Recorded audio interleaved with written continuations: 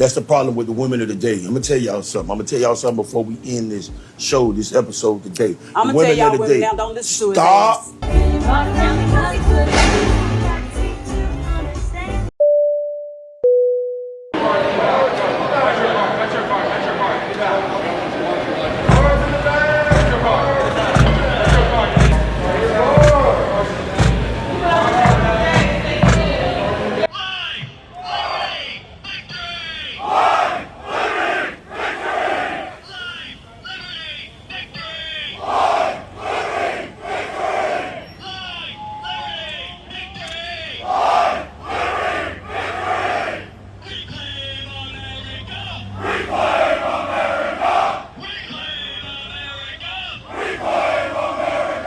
I just feel like the dating pool with men right now, based on the community of women that I have, is just so weak.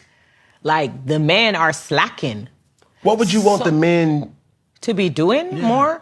Like, cut out that 50-50 shit. Stop talking about what do you bring to the table. We are the table. This is the photo of the year. This picture was taken today, July 4th, 2026, America's 250th anniversary. This is a photo of a black woman sitting on the DC Metro surrounded by white supremacist members of the Patriot Front. That's the problem with the women of the day. I'm gonna tell y'all something before we end this show, this episode today. I'm gonna tell y'all women now, don't listen to his Stop ass. always looking for comfort and satisfaction in what's going on social media, what's going on TV.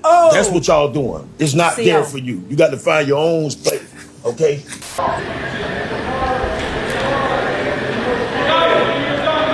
We need flag. Flag. To the front. That's about it. We're good.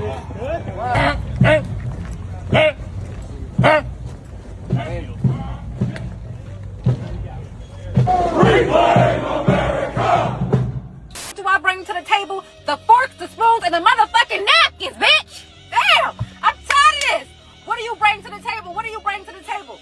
Baby, you're the man, okay? You supposed to have built that table, supplied that table, and all that I gotta do is sit my pretty ass down. This picture is not only representative of what America really is, but it's representative of the black experience in America. A black woman surrounded on all sides by people who would hang her from a tree if they could.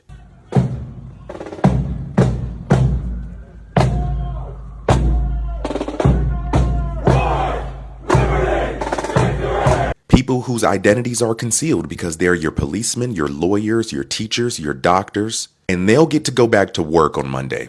Business as usual. As for that black woman, she has to sit there and stare white supremacy in the face and just be silent. As men, our lives have a very interesting arc. I can remember being a teenager the first time I heard Cypress Hill's first album, and I thought, this is a really cool sounding song, but I don't know if I could really identify with it.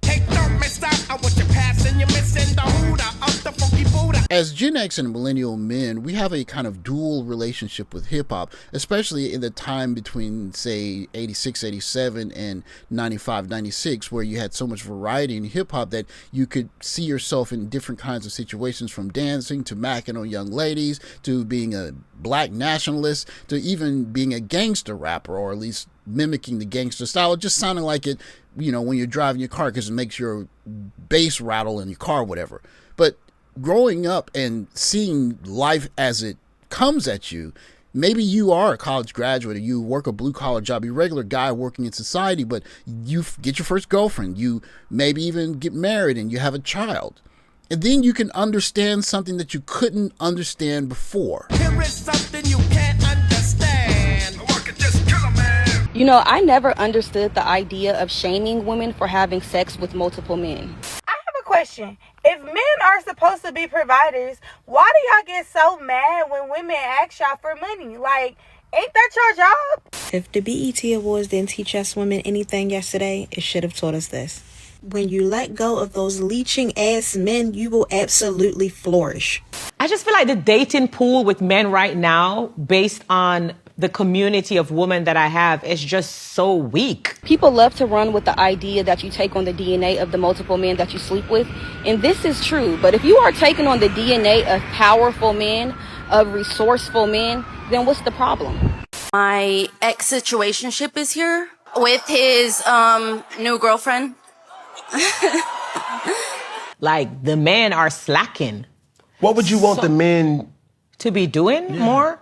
Like, cut out that 50-50 shit. Stop talking about what do you bring to the table. We are the table. Let's start there. One of the careful balances I personally believe there is between men and women is that when a man has a woman that he really cares for and a woman that he deems as someone worth protecting, you're dealing with someone that's dangerous potentially. I can remember a particular time in my very early life, in my early 20s, where a particular incident happened and I was willing to go to jail. I was willing to, what did Cypress Hill say? Like, men used to, like, build walls and, like, do shit. Like, they used to go to war. What is wrong with modern dating nowadays? Okay. So guys think that they don't have to, like, put effort or win women over. They just kind of expect. They, like, you know, traditional men, they would take you out on dates and, you know, ask your parents out, but now it's just like, yo, you up? Literally, they don't want to pay for anything. Like, excuse me? Excuse me? I agreed to go out with you. Brokey! Same thing they said, like, they just don't want to be like men anymore. I feel like men used to, like, build walls and, like, do shit. Like, they used to go to war. Like, Look at all these men down here. Like, you think that they're, like, gonna treat a woman right? No. They like to say, okay, so if you can't pay 50-50, what do you bring to the table? The women are the table. We are the table. Okay. We don't need to bring anything on the table. What are tangible examples that women bring to the table? First of all, guys, I have a whole list. Just being your listening ear, because we got to be your guidance counselor, because you come with emotional damage. Listening. We got to be your mama. Mama. We got to clean up after you because you don't know how to clean up after yourself. Clean. We got to take care of the kids. Take care of the kids. We got to birth them. Birth them. Ooh. We got to... Yeah. It's just, the list is so long without me even digging deep into what a woman have to sustain. Something I find interesting in much of the discourse from many of the young ladies these days is that if they're not straight out begging, and I do call it begging because, I mean, when you see Lexus commercials, they're not begging you to come to the dealership. You could see other cars, and they are basically saying, no money down, X, Y, and Z will give you this, just please come on the lot and look at a car. Yo, what's up all you bad boy bargain hunters? It's time for the homeboy used car sale. I'm Wiz, this the Iceman. Chillin'. No job, no problem. No credit, no problem. No money, problem. Lexus doesn't have to do that because people want a Lexus. You go there and you get a quality car. But that said, many of the young ladies, I believe, they miss that twinkle in the eye of men that are willing to put their lives on the line. When there's a time where if you were a man and you knew that that young lady was your first or relatively close to your first, and she had your child and you knew that she's going to be in your corner, that is a very dangerous man. And in that particular case, that man understands he's willing to put his life on the line for that woman. And I think what's happening now is many of these young ladies are seeing men don't have that look in their eyes anymore, and they miss it. They want to continue having men that are willing to work their fingers to the bone and give these young ladies essentially a life, maybe if it's not at least free of worrying about money, at least a man who's willing to put his life on the line for them. And then, of course, young ladies want men to continue doing that, but they want them to accept these young ladies having body counts that have exponents. And so it doesn't balance out. And what many of these young ladies are starting to notice is that there's just not that twinkle in men's eyes anymore. And I think it just turns to, you're supposed to want me because I'm a woman. And it's just not working anymore. We got to be your mama. Mama. We got to clean up after you because you don't know how to clean up after yourself. Clean. We got to take care of the kids. Take care of the kids. We got to birth them. Birth them. Ooh. We got to It's just the list is so long without me even digging deep into what a woman have to sustain. And this is the reason why I call this begging. This is not necessarily begging straight for money, but it's a begging for men to see value in women the way that men used to. And they have to beg because it's simply not the same equation anymore. When a man knew that he had a young lady that maybe did not have a lot of partners, if any at all, before him, and she values him and that marriage enough to say, you're the only one I want to devote myself to, then that man is going to work his fingers to the bone and he will put his life on the line for that woman. But if a young lady is going to go out there and have her fun with a bunch of different men, and then at the end of all of it, she's going to come to a man and say, oh, by the way, I want you to be my husband. I want you to pay for everything. And I want you to forget about the fun that I had the last couple decades. That's not the same bargain for the same man. We always talk about the provision. You hear that all the time on social media. Provide for me. I need a provider.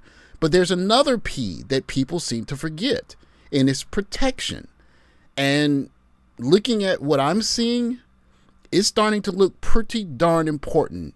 That's the problem with the women of the day. I'm going to tell y'all something before we end this show, this episode today. I'm going to tell y'all women now, don't listen to his ass. Stop always looking for comfort and satisfaction in what's going on social media, what's going on TV. That's what y'all doing. It's not there for you. You got to find your own space. Okay? Stop. First of all, ain't nowhere in hell that's what you got out of what I just said. I'm telling you what these women is doing out here. But see, I'm not these women.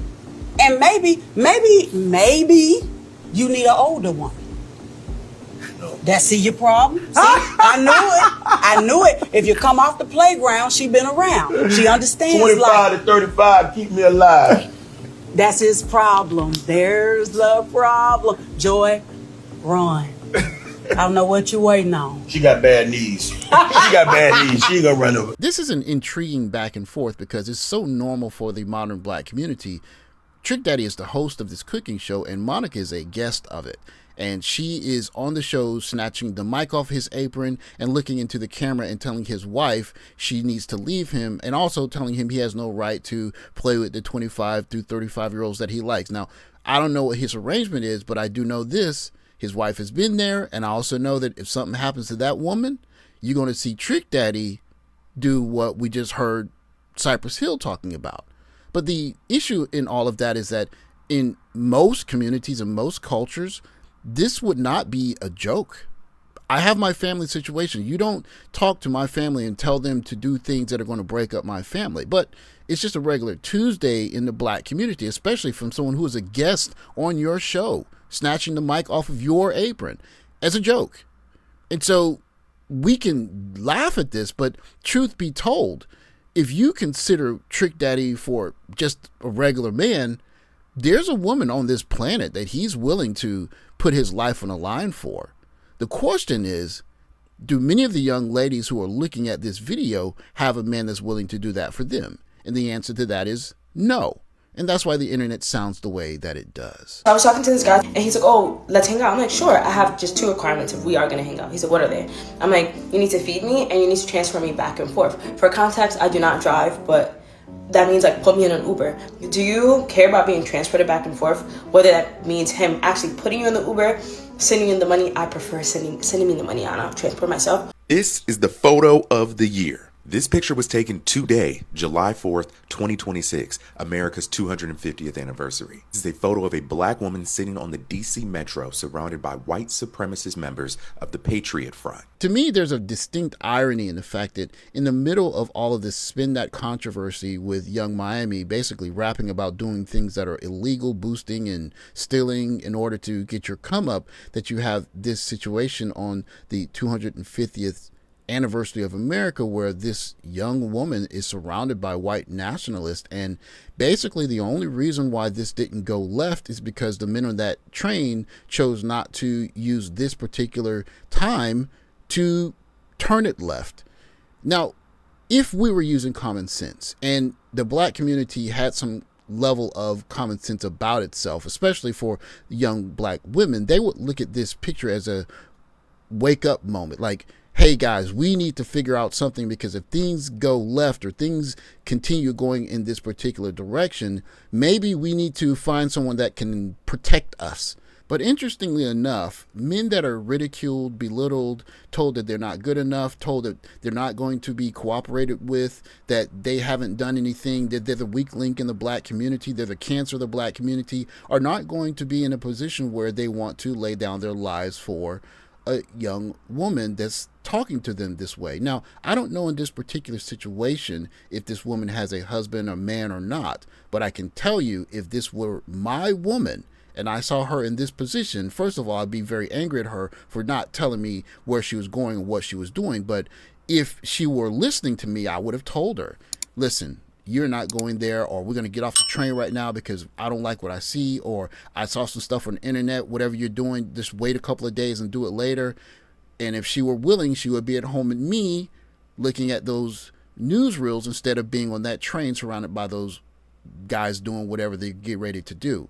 That said, of course, in a safe world where young ladies can do whatever they want, they can date whom they like, they can have as many bodies as they want, they can have a rotation, and they can feel safe, and they can pick up the phone and call a certain 3-digit number, and people are going to show up and make things safe and right for her, she can act that way. But if that world is not here anymore, then many young ladies should start looking at it more logically, but we know better than that. All I'm saying is that looking at that picture, it should be a wake-up call to a good number of young women, black women in this case, to say, hey, listen, all of that providing stuff, hey, listen, how about I have a guy who's going to say, listen, you are not going to mess with this woman because that's my woman. Now, what you have to give up to get that, I don't know if young ladies are willing to give that up. But I can say this for certain. There will be a time, sooner or later, where they wish they had the option of giving it up for that protection that a man that loves them will give them. The true question is, how long will it take, and will it be too late before many of the young ladies of today figure that out? Thanks for watching. Like, subscribe, comment below. I'll catch you next video. Take care, guys.